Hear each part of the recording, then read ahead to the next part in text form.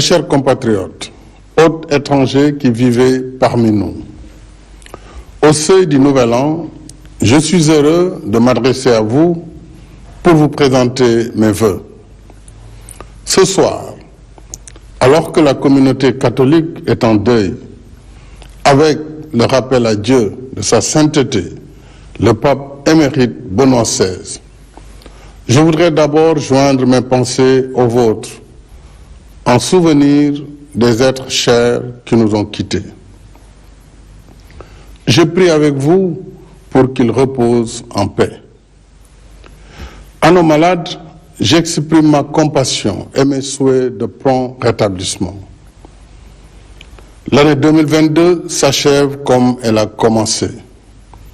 L'impact de la pandémie et d'une guerre majeure continue en effet de bouleverser toutes les prévisions et de maintenir l'économie dans sa pire récession depuis la Seconde Guerre mondiale.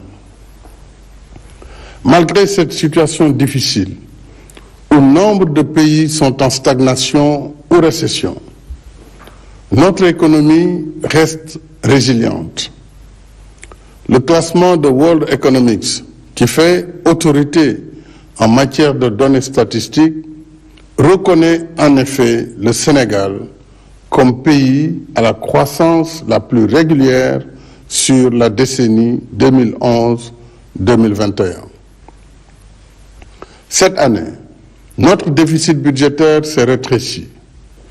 Notre taux de croissance, établi à 4,8%, devrait atteindre un niveau sans précédent de 10% en 2023, avec le début d'exploitation de nos ressources pétrolières et gazières. Nos recettes intérieures ont augmenté de 23% au cours de l'année 2022, grâce à la bonne performance de nos régies financières, qui ont réussi un taux de recouvrement plus que satisfaisant de 90% par rapport à l'objectif fixé. Ces efforts nous ont donné plus d'autonomie budgétaire en permettant de couvrir 85% des dépenses publiques internes de l'État. Dans le même esprit de bonne gouvernance des affaires publiques, l'exploitation du rapport de la Cour des comptes sur la gestion financière de la pandémie Covid-19 suivra son cours conformément aux dispositions légales et réglementaires en la matière. Mes chers compatriotes, dans un contexte mondial particulièrement difficile, marqué par une hausse généralisée des prix, j'ai souhaité faire de l'année 2022 une année sociale dédiée à la protection du pouvoir d'achat des ménages. C'est le sens des mesures portant sur l'augmentation substantielle des salaires pour un montant cumulé de 236 milliards de francs CFA. La subvention des prix du carburant, du gaz et des denrées de première nécessité pour plus de 750 milliards. La renonciation par l'État de 157 milliards de recettes fiscales sur des produits importés comme le riz, le blé, le maïs, le sucre et l'huile, afin d'éviter leur renchérissement pour le consommateur. Enfin, le soutien direct à 543 000 familles vulnérables par transfert d'argent pour plus de 43 milliards.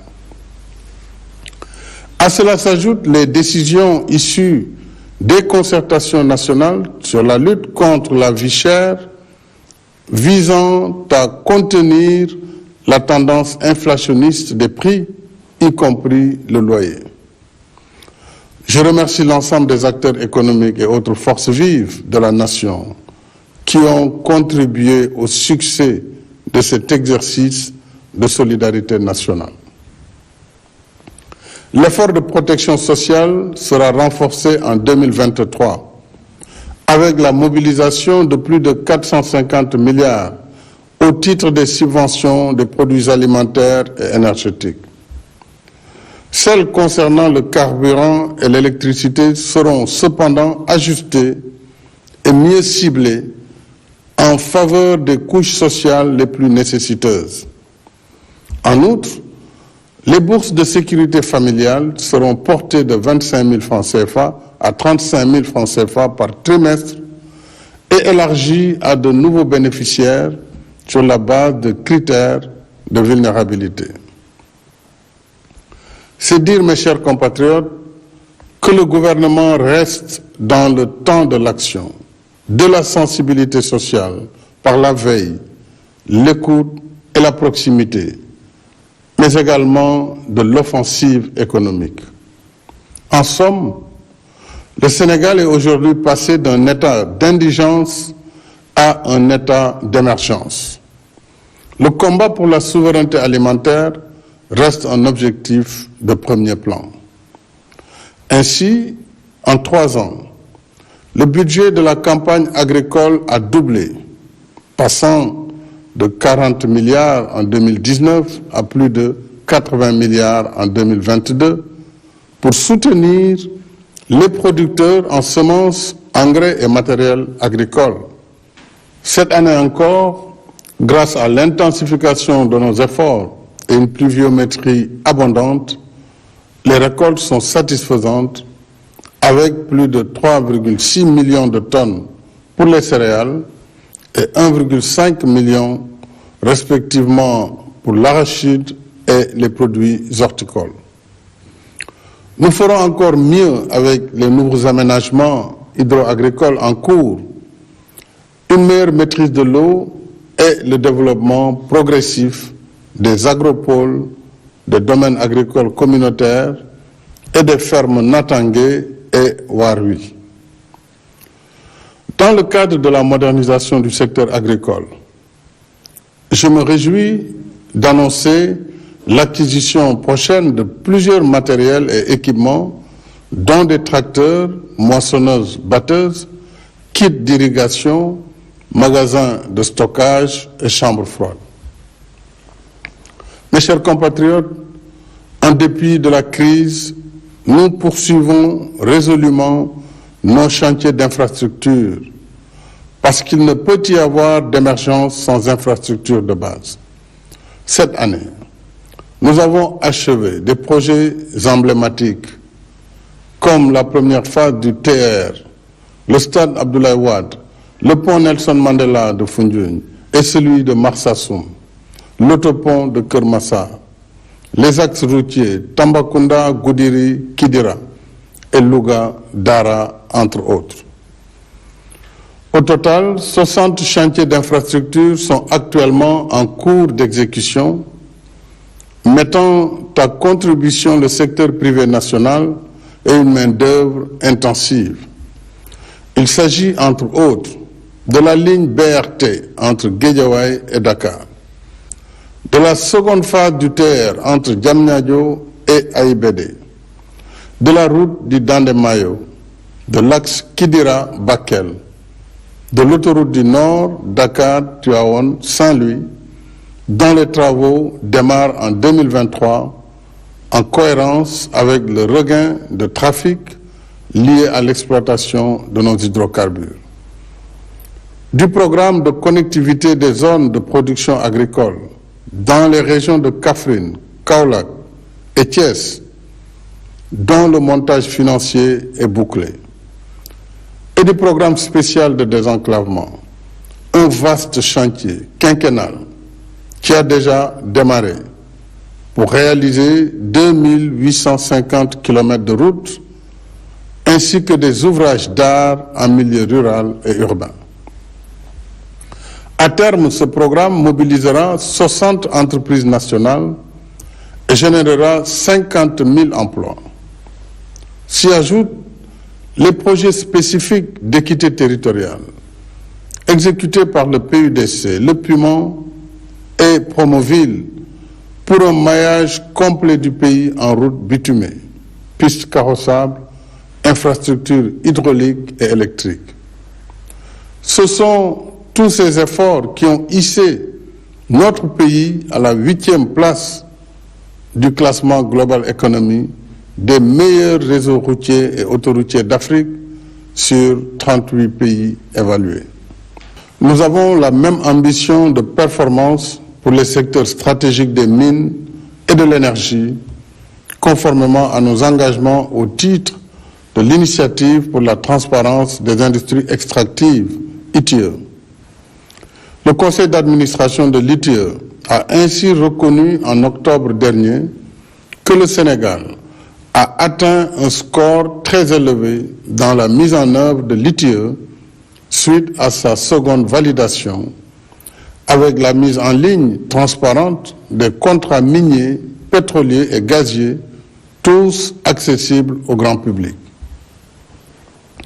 Je suis heureux d'annoncer que de bonnes perspectives sont devant nous pour réaliser au plus vite l'accès universel à l'électricité. Les travaux de notre projet pétrolier Sangomar et du projet gazier GTA que nous partageons avec notre voisin mauritanien sont exécutés respectivement à 71 et 85% avec la participation d'entreprises et de main-d'œuvre sénégalaises, donnant plein effet à notre politique de contenu local. Dans la perspective de nos premières productions en 2023, notre pays a adhéré en novembre dernier à l'Organisation des pays africains producteurs de pétrole afin de défendre ses intérêts dans le cadre de la solidarité africaine. D'autre part, la Sénélec a renforcé ses capacités avec la mise en service de la centrale électrique de Malicounda et notre quote-part de 33% dans la centrale hydroélectrique de Gouina. À cela s'ajoute le nouveau programme d'installation de 115 000 lampadaires solaires, prioritairement dans les communes non bénéficiaires de la première phase, et l'électrification de 2000 villages au titre de la phase 2 du PUDC. Tout comme l'électricité, l'eau et l'assainissement restent au cœur de mes priorités. Comme promis, nous avons satisfait cette année une vieille doléance avec la réalisation du projet d'alimentation en eau potable des îles de la Basse-Casamance. De même, les travaux de la première phase de l'usine de dessalement d'eau de mer des Mamelles ont démarré. Ce chantier sera suivi par celui du dessalement d'eau de mer sur la Grande Côte pour 300 000 m3 par jour, extensible à 400 000 m3, afin de couvrir les besoins de Dakar, Thiès et Mbour. Nous lancerons en 2023 le projet d'exploitation des eaux de surface du bassin de Nanija-Bolon dans le département de Koungheul, soit 46 millions de mètres cubes par an, pour mettre en valeur 12 000 hectares et arrêter l'avancée des eaux salées. Un financement de 156 milliards sera également mobilisé pour la première phase de l'ambitieux projet de renforcement de la résilience des écosystèmes du Ferlo, le Préferlo, qui consiste à transférer 680 millions de mètres cubes par an du lac de Guiers vers la zone du Ferlo sur un linéaire de 214 km entre Keur-Momar et Ranérou. Le Préferlo contribuera de façon substantielle à la souveraineté alimentaire de notre pays, en mettant en valeur tout le potentiel d'agriculture et d'élevage du terroir. J'ai aussi demandé au gouvernement de renforcer la politique des branchements sociaux pour soutenir les couches vulnérables en milieu urbain et rural. Pour un Sénégal de tous, un Sénégal pour tous. Et parce que l'eau est un minimum vital, je tiens particulièrement à ce que chaque famille, quelle que soit la modestie de ses moyens, puisse accéder à l'eau potable. En matière d'assainissement, d'importants chantiers sont en cours, avec la finalisation des travaux de renforcement des capacités de la station de Cambérène.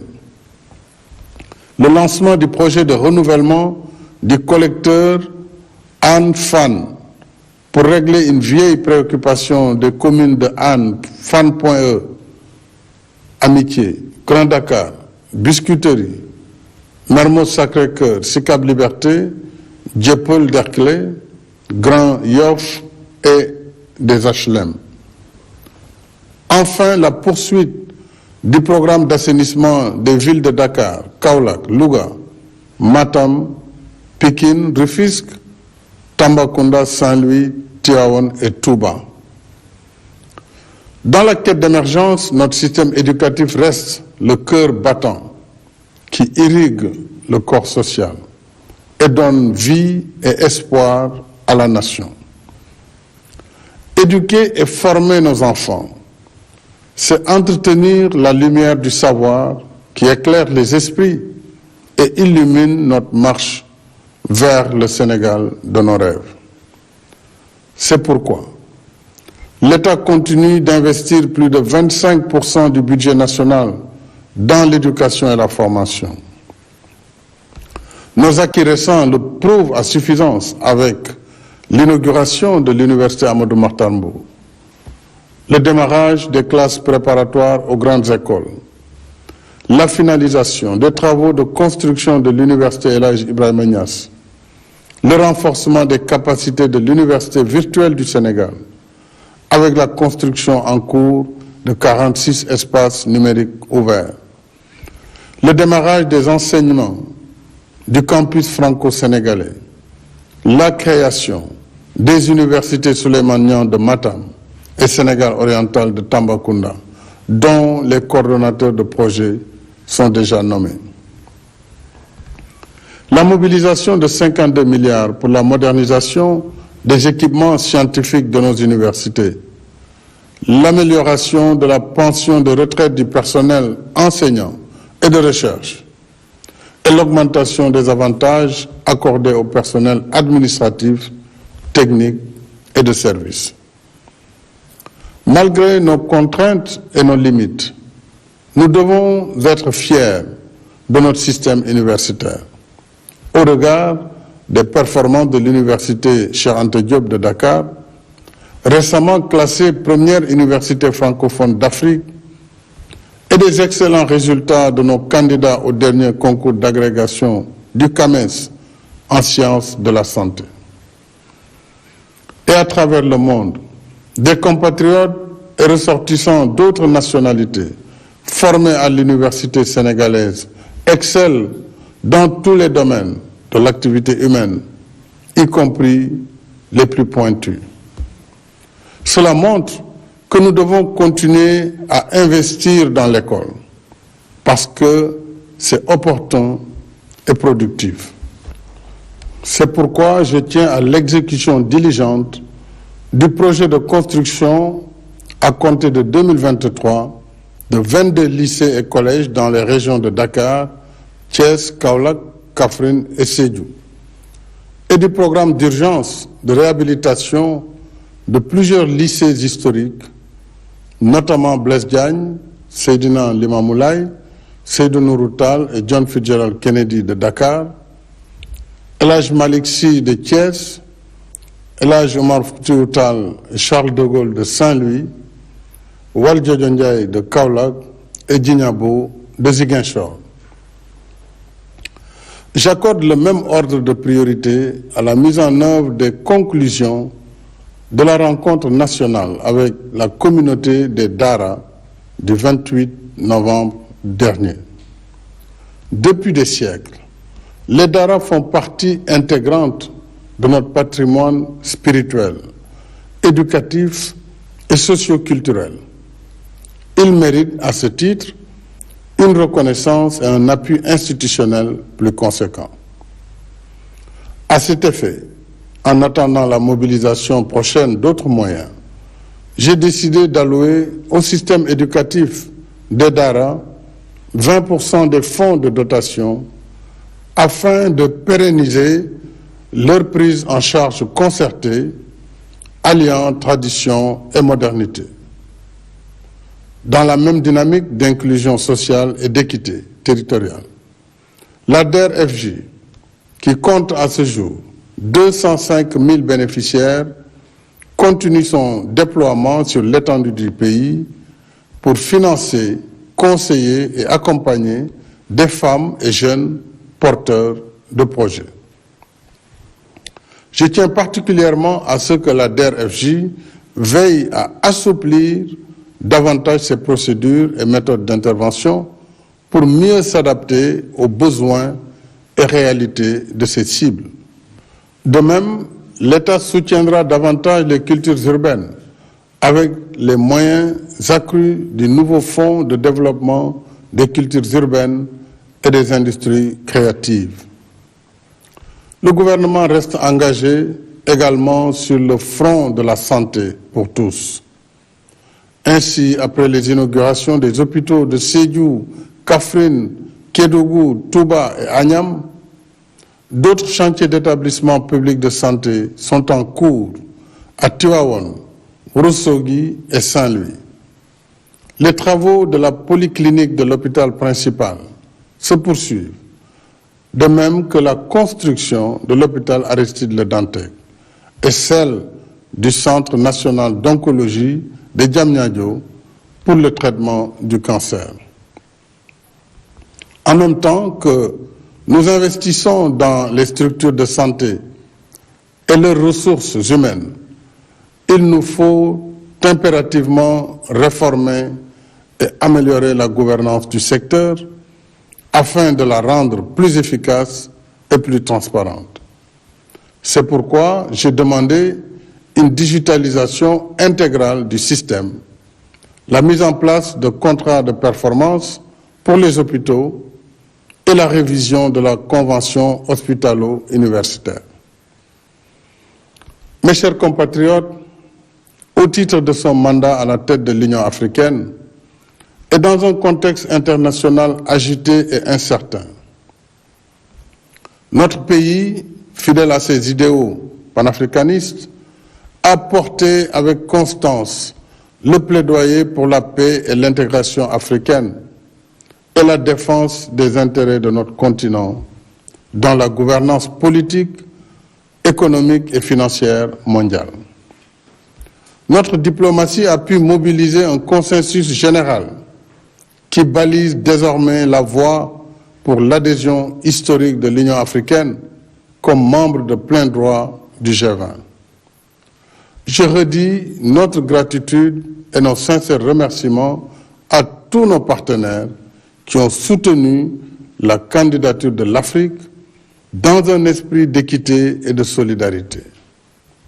Ce succès, parmi d'autres, ajouté au premier sacre de nos Lions à la Coupe d'Afrique des Nations et à leur troisième participation à la Coupe du monde de football, confirme le standing que notre pays doit tenir et entretenir dans le concert des nations. Ce rang qui nous vaut le respect et la confiance de l'Afrique et du monde, nous le devons surtout à notre héritage commun de nations libres, unies dans sa diversité, paisible et stable dans un monde continuellement percuté par la violence et l'antagonisme jusqu'à nos frontières. Chacun de nous est le légataire de cet héritage. En conséquence, nous avons la responsabilité individuelle et collective de surmonter nos différences afin de cultiver notre vivre ensemble et le préserver des périls qui font le malheur des peuples. Nul ne doit s'imaginer plus grand ou plus fort que cette nation qui nous abrite tous. Nous sommes parce que le Sénégal est. Si nous sommes là aujourd'hui, rassemblés en tant que nation, c'est bien parce que nos anciens nous ont couvés et portés sur les épaules. Notre honneur, c'est d'en faire autant pour nos enfants, en consolidant chaque jour le pacte de bienséance, de solidarité et de fraternité humaine qui lie cette nation, génération après génération. Cette tâche qui nous incombe tous, moi au premier chef, je continuerai d'y veiller de toutes mes forces pour un Sénégal toujours uni, paisible, stable et prospère. À toutes et à tous, mes chers compatriotes, j'exprime mes sentiments affectueux avec mes vœux les meilleurs de paix, de bonne santé, de bien-être et de réussite. Bonsoir et de